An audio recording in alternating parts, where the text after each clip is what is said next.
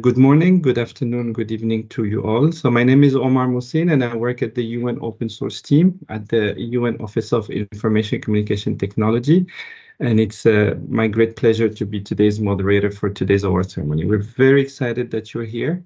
On behalf of the organizer of our initiative, who are the UN Office of Information Communication Technology and the European Commission Directorate-General for Informatics, it's my great pleasure to welcome you to the award ceremony of our third edition of Open Source Software for SDG, or as we call it in short, OSS4SDG. So here at the UN, the open source run deep in our DNA. We have been the host of several successful open source based initiatives, assisting us in delivery of our mandate in the area of peace, security, development, and human rights. And with OSS4SDG, we called on you, talented technology professionals who want to contribute solutions to help others. So the first two editions, as some of you know, we tackled challenges related to SDG 4, quality education, and SDG 11, sustainable cities. We have called on your help again to help us solve 7 challenges to eliminate discrimination, violence, and exploitation against all women and girls, and help improve gender equality for all. For this specific edition of OSS4SDG, we are thrilled to have partnered with the International Telecommunication Union, or ITU, and more specifically with our colleague from the Equals program, which is the Global Partnership for Gender Equality in Digital Age, as well as the Online Protection Program, or POP. So I wanted to congratulate all the finalists. You've been picked by the jury among a long list of submissions. I also want to sincerely thank the OICT open source team, the OICT innovation team, and European Commission Digit, and of course our ITU colleagues from Equals and POP. So we have a really great program for you today. So we'll start with 2 keynotes by Mr. Bernardo Mariano Jr., who's the ASG and Chief Information Technology Officer of the UN, as well as Mr. Cosma Zavazava. We're very thrilled to have you also with us, Director of the Telecommunication Development Bureau at ITU. Before giving the floor to our keynote, I would like to start by a short video of, it's 2 minutes, of the initiative, and then we should be ready to go. Sorry. Women and girls play a central role in society with invaluable contributions in science, technology, medicine, and every other aspect of life. They shape our world as leaders, educators, trailblazers, innovators, and are advocates for change. Yet despite this, women are facing inequality, discrimination, barriers to opportunity, and threats to their safety. Everyone, regardless of their education, race, or gender, has a unique role in building a better future for women. And with the help of open source software and digital public goods, each individual has the power to contribute and extend open technology to build this future collaboratively. So, are you ready to make a difference? To empower women and children, promote gender equality, and change the world. Work together to extend and produce open software that addresses any of the 7 challenges affecting women and children, from online safety and gender-based violence to creating awareness. The hackathon is in full swing with amazing ideas. Join us now before it wraps up on October 1st. Our partners at ITU Equals and the POP initiative will guide you along the way. Whether you're a So this was just to set the scene. Now it is my big pleasure to give the floor to Mr. Bernardo Mariano Jr., who has been championing the initiative since the start. Big thanks to you, Bernardo. The floor is yours. Thank you, Omar, and the great things. And I wanted to also acknowledge the good partnership with ITU through Mr. Cosmas Zavazava from Mozambique, is from Zimbabwe, so we are neighbors, brothers. And thank you very much for that. So ladies and gentlemen, friends, it is really my great pleasure to be here today and kick off this award ceremony for the 3rd challenge of our initiative, Open Source Software for Sustainable Development Goals. Events like these allow us to reflect on and celebrate the achievements of everyone who is actively contributing for a better world and for advancing the Sustainable Development Goals. The solutions proposed through this hackathon are a testament of the immense potential for open source. The SDG 5, gender equality, lies at the heart of our collective effort towards a better future. And it is very essential to the development around the world. Gender equality connects all SDGs. Therefore, we really must strive for its development, progress, achievements, and results. Throughout the world, gender equality remains a key issue, requiring innovative and adaptive approach, be it on education of young girls in math, science, and tech, be it in opportunities for professional women in higher professional grades and responsibilities. So this adaptive approach will renew our effort towards achieving the SDG 5. As a society, progress has been made, yet we are not there yet. We are actually far from the goals set out in SDG 5. Looking at solutions proposed in this hackathon, in this, so we really expect, and I really expect, and I really hope that a more positive future in which technology, especially open source, can play a pivotal role in achieve all SDGs.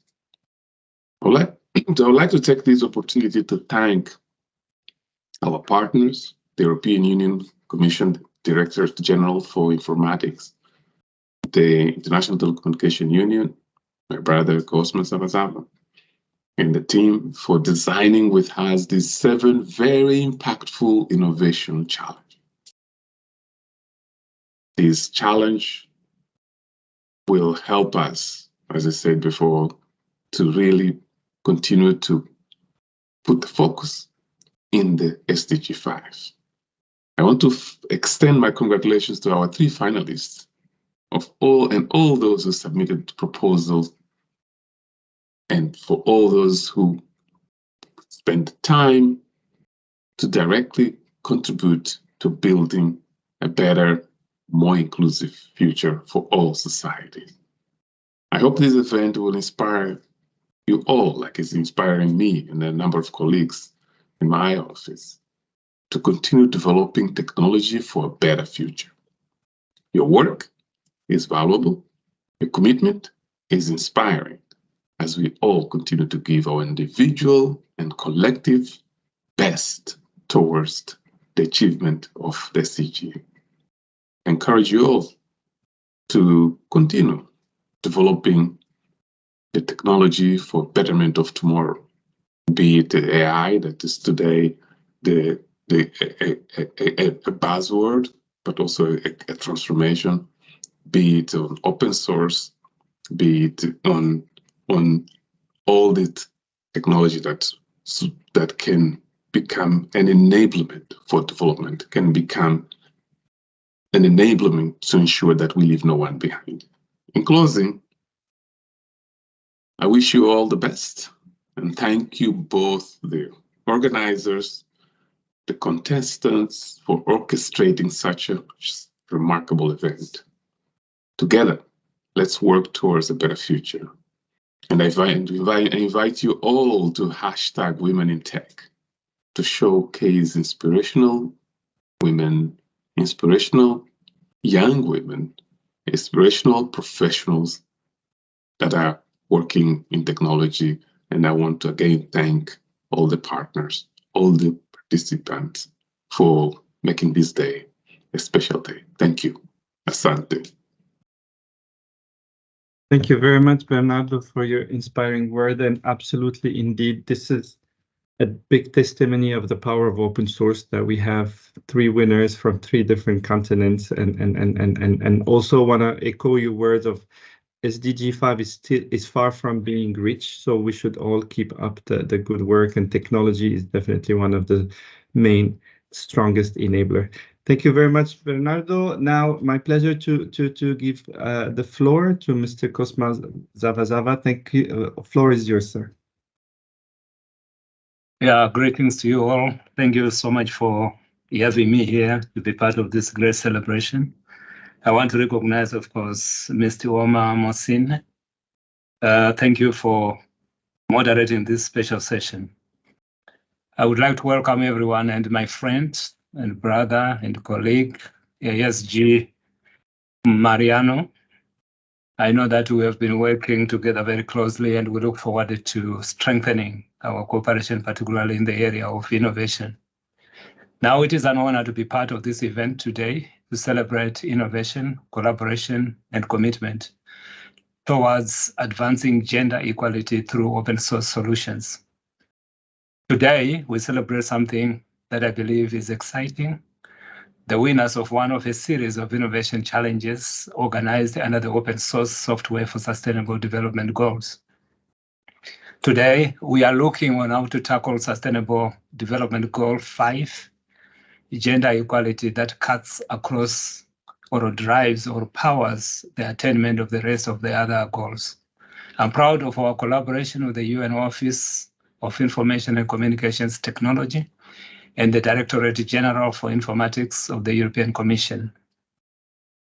Participants under this challenge had the opportunity to develop open source solutions that address equality and safety by building upon existing open source projects and digital public goods. The challenges included tackling gender-discriminatory language, addressing gender-based violence, combating misinformation, and addressing safety concerns faced by women. And why should we feel excited? In looking at the extremely creative solutions in the challenge, I feel highly excited for many reasons. Digital innovation presents a huge canvas of opportunity. Open source is a pivotal technology. The teaming of open source with the digital public goods environment is a huge emerging canvas of possibility on which many ideas can make their mark. We are just scratching the surface of what this mix may involve. The resulting ecosystem is going to be big and enormous. Digital innovation can address important and urgent problems, as we see here, the protection and safety of women and children. The digital environment should be a protective and secure environment. Digital innovation reaches out and redefines. Today, we see not merely protection in the online space, but clear digital ideas for the protection of women in the physical space. These ideas are sending signals. In this ecosystem, we see new and startlingly powerful ideas and combinations of ideas emerge. And I have a personal motivation too. I have a deep interest in the innovation process, and your ideas tick all the boxes for me. When I took office nearly 12 months ago, I had a vision that locally enabled innovation-led digital development was key to moving forward. After seeing these wonderful entries, I'm even more convinced now that it is the case. Here, we are seeing the digital innovation process at work, and it is teaching us how to make it happen. It is catalytic. On the right canvas, we see it running, jumping, and flying. Most of all, we see it sparkling. New ideas spark other new ideas. Most of all, when we innovate, you give permission to others to do the same. Today sees a great example of partnership and a great example of creativity. We will need to harness both in the massive and positive wave of digital transformation we will experience in the future. And in closing, please let us celebrate the milestones that we have achieved that are evident here today. 5 finalists were selected based on creativity, innovation, relevance, applicability, and user experience of the solutions developed. And today we will hear and award the best 3 solutions. Congratulations to everyone involved, the winners, and those that participated. No idea is too small. You are the game changers and part of our march towards equality and safety.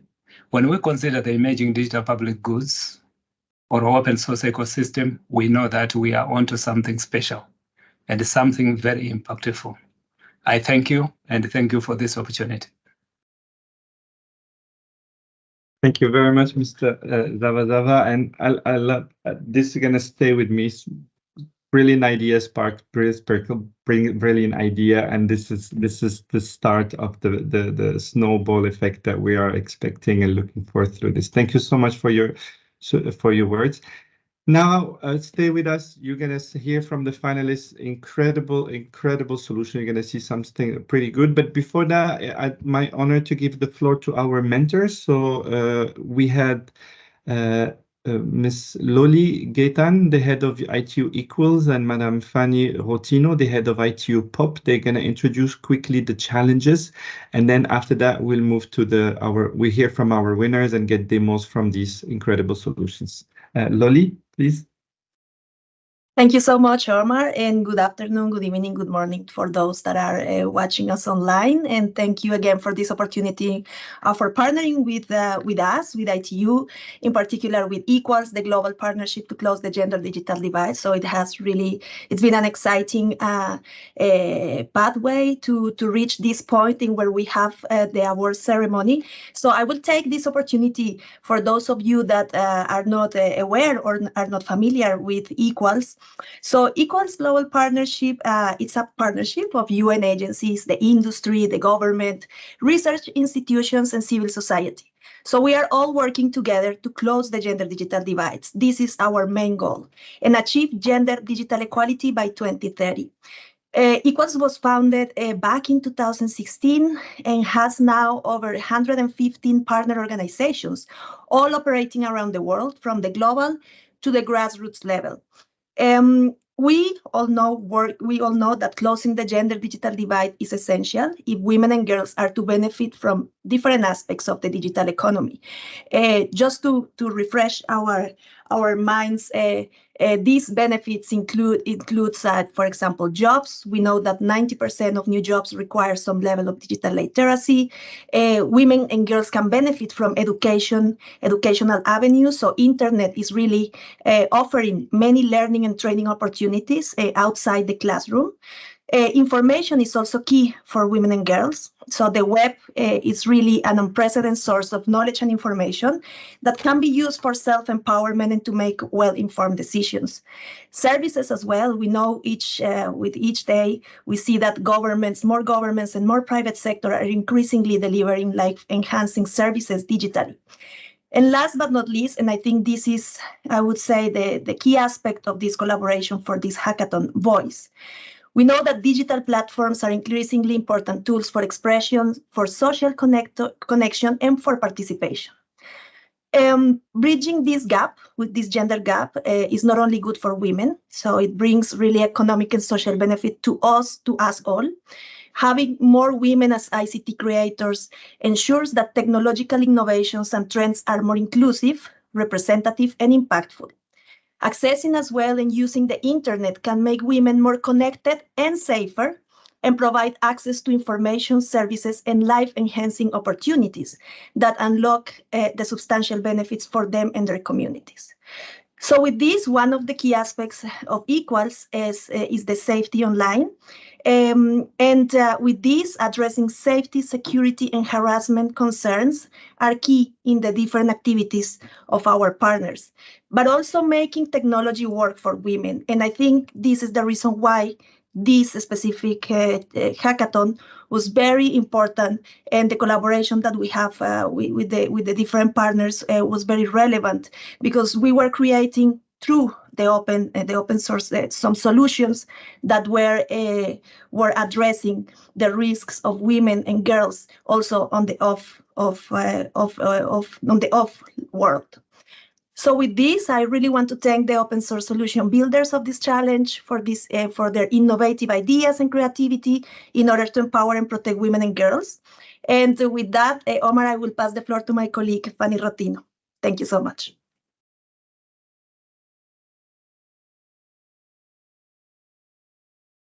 Thank you so much, and a warm welcome from me as well. Good morning, good afternoon, good evening.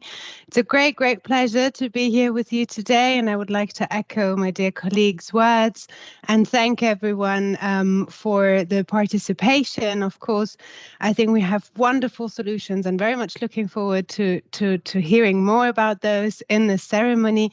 But I also want to thank, of course, our dear colleagues for this collaboration and this immense opportunity to really leverage on the opportunities of ICTs and technology for the well-being of women and girls, children and young people more general, with regards to online safety. So bridging from what my dear colleague Loli just shared, indeed, ITU has been working on online safety for quite a while in our broad initiative, the Child Online Protection Initiative, where we really focus on online safety and that inclusive, safe access to the internet for children and young people. But this initiative was complemented by a multi-stakeholder research partnership that is called POP, Protection Through Online Participation. And this has a very additional aspect.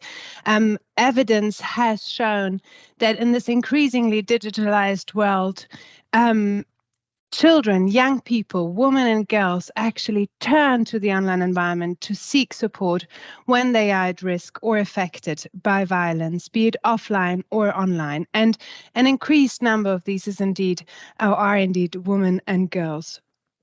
We have seen that they seek and they use and they participate in the online space to access support, but also to provide it to others. So ICTs can be, of course, the source of risk and potential harm for women and girls, but they can also be the source to access resources and information. And this is one of the challenges that we have put out there to actually help us to build a repository to access online safety information and resources, to build awareness around online safety, but also around gender-based violence that is technology facilitated. The second challenge being really an awareness builder. The third and fourth, focusing on providing that protection and safety through ICTs. So we had a request around a safety map that would actually a safe walking map that would allow women and girls to access a safe path when they want to walk home through online means and thanks to ICTs, but also to access protection when they are in other difficult situations, either offline or online. We were looking for solutions that can help change critical situations in women and girls' lives thanks to the access and to the meaningful access to ICTs and innovative solutions. And I think we have wonderful solutions here today, and I'm very much looking forward to those insights. Over to you, Omar. Thank you so much. Thank you so much, Fanny and Loli, and it's been wonderful working and partnering with you for this. So it is the moment we've been all waiting for. So my pleasure to call on the first finalist. So Safe Path, we have Albano with us from Argentina. Albano, if you could please introduce yourself and then guide us and walk us through your solution, please. Yeah, sure. Hello, everybody. My name is Albano. I'm from Argentina, and I'm part of the Safe Path team. It is composed of 3 persons, me, Fernando, which is still with us but soon has to leave, and Tamara, which couldn't join to the call today, but we are 3 people working in this project. Okay, do you want me to start introducing the project? Yes, please. Okay, give me 1 second.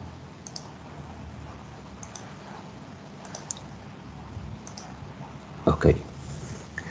Well, our project is called SafePath. The idea with SafePath is to have a mobile application that allows anybody, especially women, to find safer routes to their destination. The idea is that you, using the application, should be able to feel safe while walking to point A to point B on any city. And as such, we develop a mobile application and a server side that has a smart routing mechanism to understand which streets should be safer than other ones and try to route you through those streets. How this works is that we take information from open sources, especially from OpenStreetMap, and analyze different indicators, trying to understand which street would be safer, will be a safer one. We can take indicators like public lighting, like CCTV cameras, like be near to police station, hospitals, rail station, etc., etc. And with that, we create something like a score, like a safety score, that determines how easy or how convenient it is to go from one or other street. Later on, when you are using the application, you can set your starting point, your destination. You can indeed choose if you are walking, you are going through a bike, or going through car, or even using public transportation. And when you ask for a route, the system returns you a route that we should think is a safer one, because you are going through well-lit areas or from near to facilities in a highly commercial zone. So we try to route the user always through a safe route to the destination. Obviously, the application has many more features, like you are able to create your account, you can save your home, your destination, you can see your list of travel. But the point is that, you know, we have many standard features, but the main one obviously is this ability to take you safe from one point to the other. Also, the idea is as long as you are using the application, and many users use the application, they can also mark certain routes like safe or unsafe, and eventually that helps to build a better routing system. Let me get a little bit technical, but it is important. The structure of the project is composed of three main components. We have what we call the mobile application that you see, and a mid website, and finally we have what we call the system core, which is actually the server part that performs all the calculations to find the safer route. You know, is where the magic happens. The importance of this schema is that it's very flexible and allows us to integrate this system in many different ways. Imagine an existing app for women, or even app already created by governments or by city governments or wherever, that they wanted to provide this ability to give safer route. They don't have to build by themselves. They can connect to our server, and we provide this service, this feature of being able to find the safest route from point A to point B. On the other hand, since this is an open source project, anybody can download the application, can modify, change the name, change the branding, add new features if they want, add new things, and still keep using the safe routing mechanism, because again, everything is divided in three major components that can be used independently. The third component is the admin website. This is the website that the people that administrate the SafePath server can use to check the information and modify what is in the map and what is not. You can see the information we have, like the location of the police station, the hospital, etc., etc. You can mark some information as incorrect, some information as correct. You can add more places, more street lighting that maybe wasn't available at the time.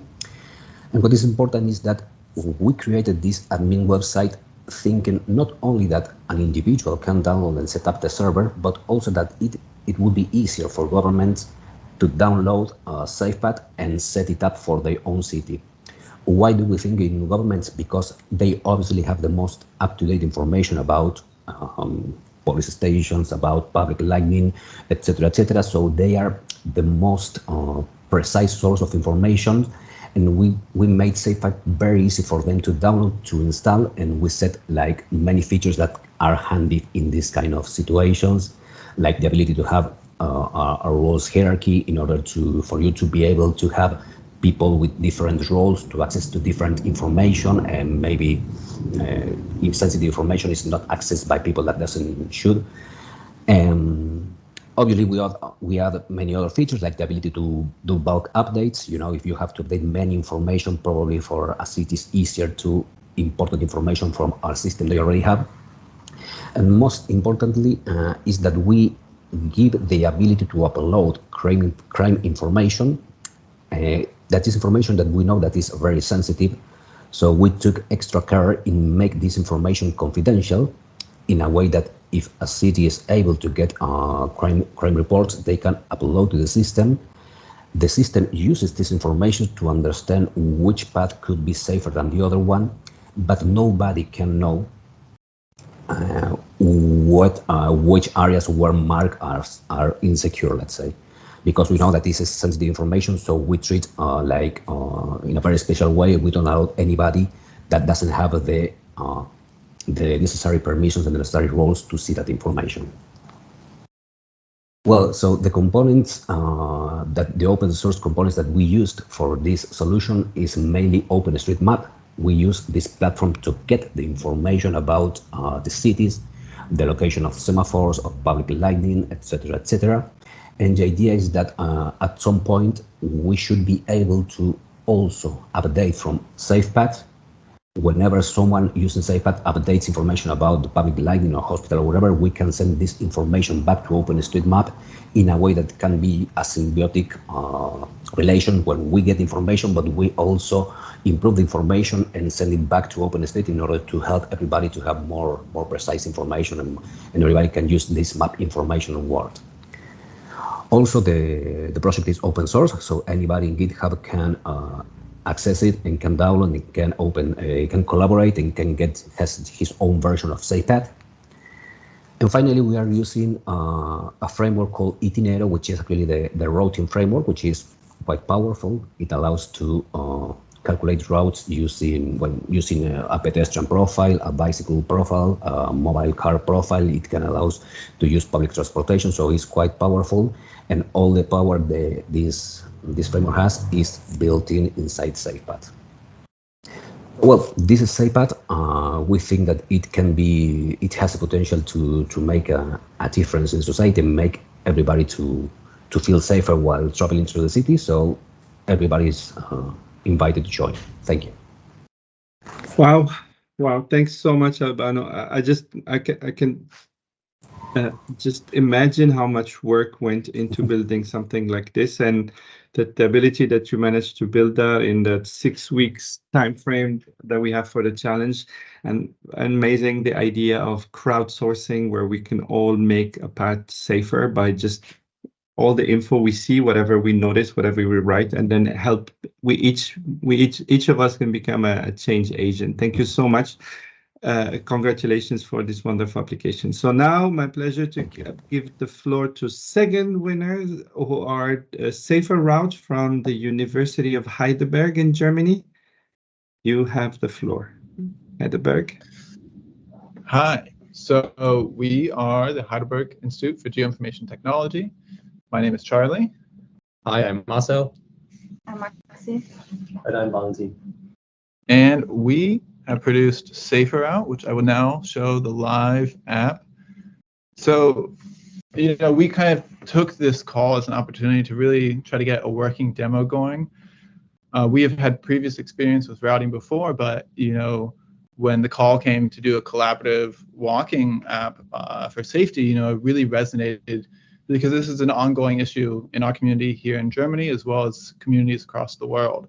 And so, it was a great opportunity, and we were really excited to work with it. And so for a Safer Route, we kind of took 3 main approaches with it. One, we wanted a routing app that could work as a simple routing app, so you can take the fastest route between 2 locations. Here you can see an actual route that was generated. And then we wanted it to be able to take other information to make it actually a safe route. So for that, we wanted the most illuminated route. And the goal here was that, generally speaking, for many people, what they find a safe route is one that's simply most illuminated at night.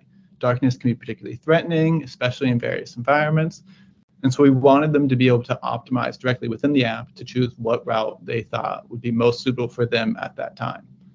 In addition to the most illuminated, we also took the safest route.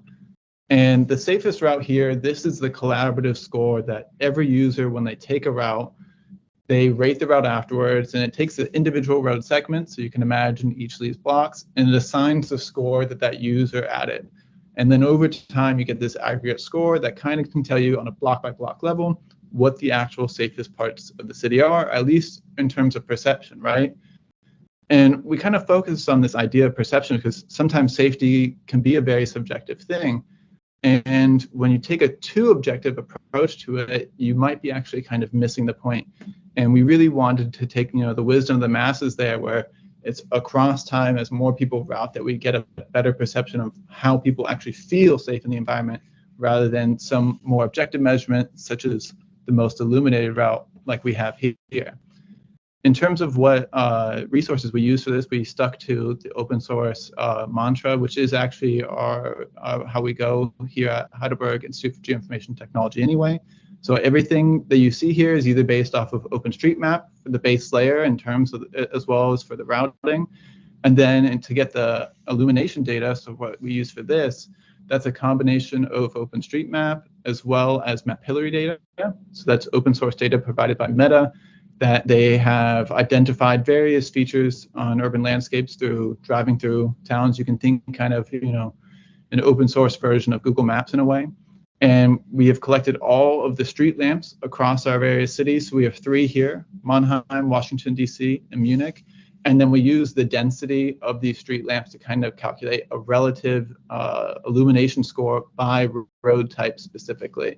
As different roads have different densities of light, so we wanted to differentiate highway versus a residential road, etc. And that's, am I actually missing anything? I think that's about it in terms of the open source data. Pretty much, yeah. The goal here really was actually to get a working demo, as I said, within the time span. So there was a lot of features that we wanted to include here, but we didn't have time within the 6 weeks. So this right now is working as it is, and you can actually download all of it right now on GitHub. And we even have a hosted version of it that we can put live, and you could route if you wanted between the cities. And it is as simple as clicking on the map, clicking another place, it generates the route. And then you can switch between your metrics. And then if you want, you can rate the score at the end of it. And yeah, that's it for us. Thank you for inviting us, and we greatly appreciate the opportunity. Amazing, amazing. Again, it's absolutely amazing to see what you managed also to build in 6 weeks. I know it was a short period of time, but it's just absolutely amazing to see the result. Thank you so much to you again. Wonderful, wonderful app. Our third finalist today is Rebecca. Rebecca is going to talk to us about immersive detective game. So I know it's late for Rebecca. Thank you. You're in Thailand. And without even doing it on purpose, we're very happy and glad that our 3 finalists are from 3 different continents. So that's perfect testimony again of the power of open source. While the 2 first finalists, they worked on a challenge that is called Safe Route. Rebecca worked on a different challenge, which is the advocacy. So over to you, Rebecca, please. Thank you so much. Let me just present my screen. All right. Hello, everyone. My name is Rebecca, and I'm a current high school sophomore studying Chiang Mai, Thailand, and I'm participating in the 5th challenge, which is raising awareness for gender-based violence.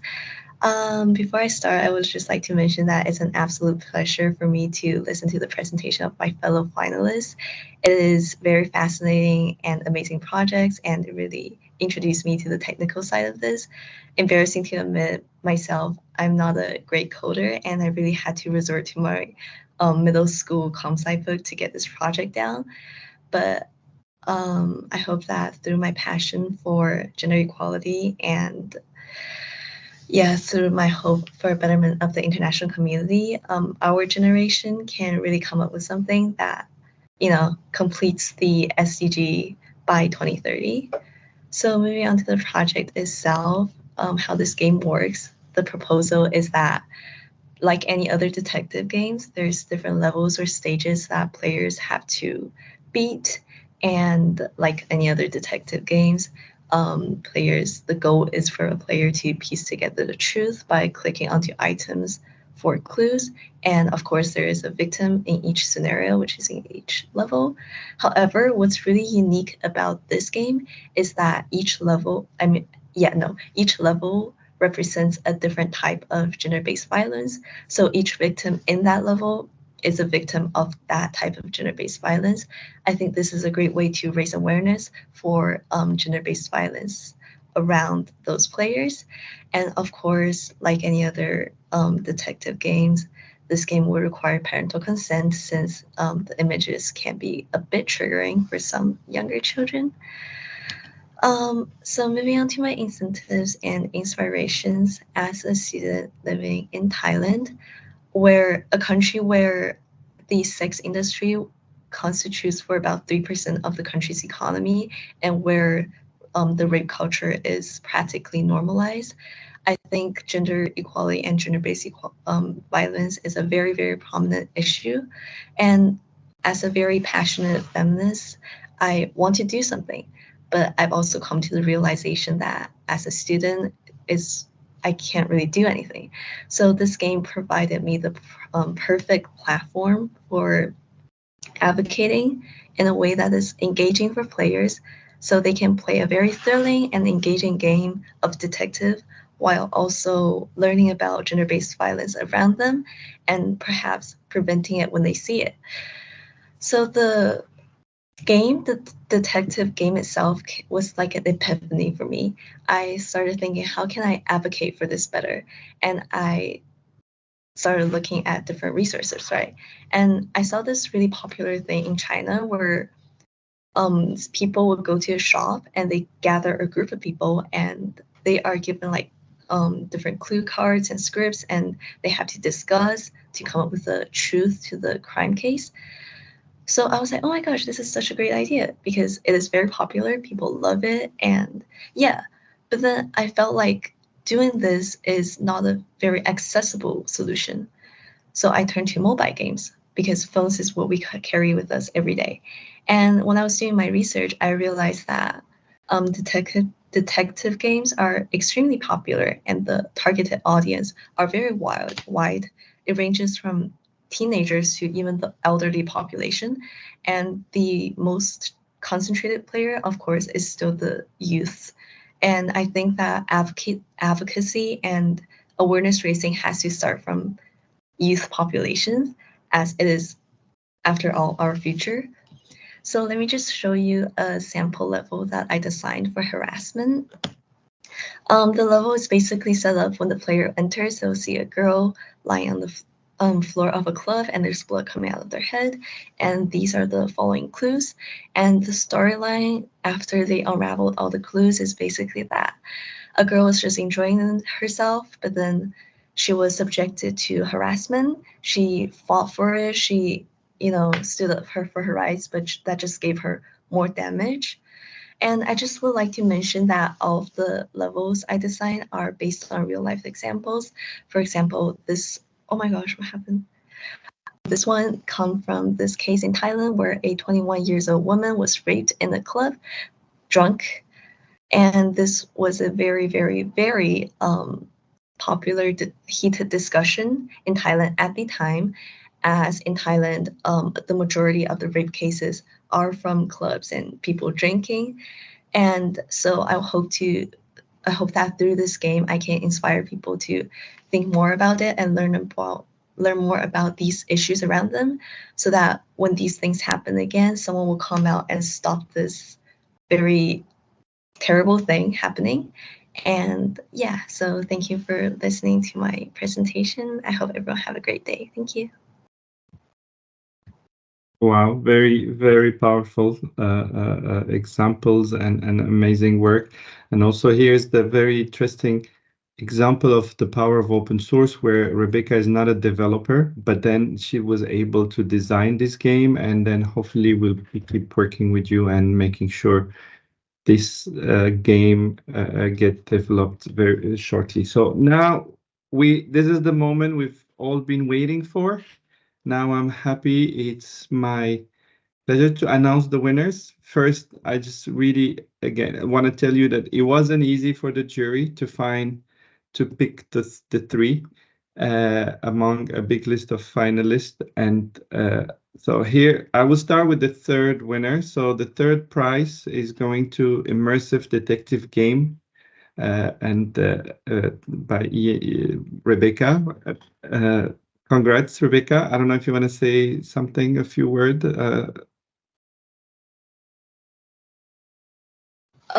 Sure, of course.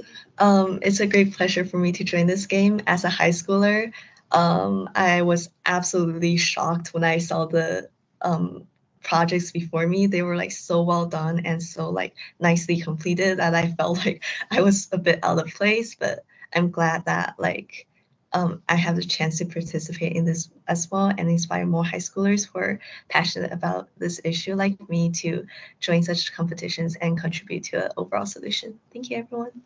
Yeah, congrats. Now, it was also super hard. As you could see, the two solutions, Safer Path, Safer Route and Safe Path, were absolutely outstanding. A lot of talk and discussion went among the jury to pick which one among the two will be number 2, number 1. So the number 2 prize is going to Safe Path by Albano Lazzarini and Fernando from Argentina. I don't know if Albano, you want to say a few words? Yeah, for sure. Obviously, a big thanks to everybody there in the committee and the bureau because for giving us this opportunity, and obviously a big thanks to my friend Fernando that has to leave because he has already an appointment. But you know, he was a very important part of this project. Congratulations again, and amazing work. And here's our winner. So the first prize of the 3rd edition of open source software for SDG is going to Safer Route by Maximilian Kitzinger, Valentin Bomer, Charles Hartfield, Marcel Redmond from the University of Heidelberg. Floor is yours if you want to say a few words. Congrats again. Thank you. We really appreciate it. You know, it's exciting because you develop these things, and obviously with this call, we all recognize that this is an issue and that this is something that we can really change. And it's just exciting to be recognized in such a way and to hopefully actually make, you know, to pursue this and to make actual changes in the future. So thank you again. Congratulations to the 4 of you for being the winner. Congratulations to all the people who also participated. Absolutely fascinating to see what you guys managed to deliver in a 6 weeks time. It's just completely incredible. Now we're coming to the end of our event. This was the 3rd edition. Please stay tuned. We're still working on making it on the next SDGs.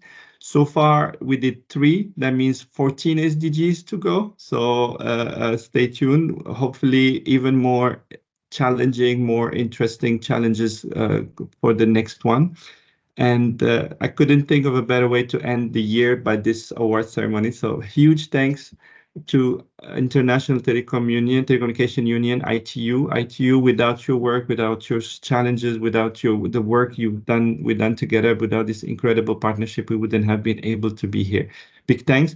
I also want to thank the European Commission, Directorate-General for Informatics. They couldn't attend with us today as they had important meeting going on, but they have been also with us since the start.